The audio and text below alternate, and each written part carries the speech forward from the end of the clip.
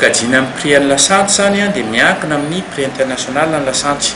Ohatr'izay ihany koa ny pétrole, ohatr'izay ihany koa ny gasoil. Dia zavatra mitranga amin'izao fotoan'izao zao ny zavatra misy ohatra hoe ny lasantsy a dia somary miavaka kely a raha oharina amin'ny gasoil hoe raha pitaina amin'ny pétrole brut zareo. Zay moa ilay misy le hoe différentiel de raffinage ny tenenany zareo technicien azy.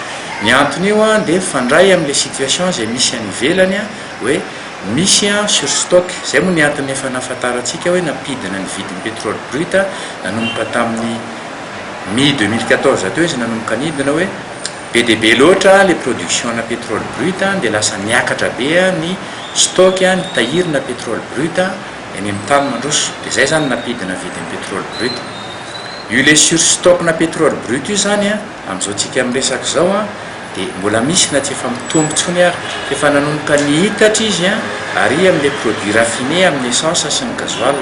Dia zay mahatonga an'ilay hoe le fivoarany essence zany par rapport amin'ny pétrole brut na ny gasoil dia mety ho samihafa arakaraka zay hoe misy mitahiry be dia be ohatran'ny gasoil zany na l'essence dia zay mahatonga an'ilay différence.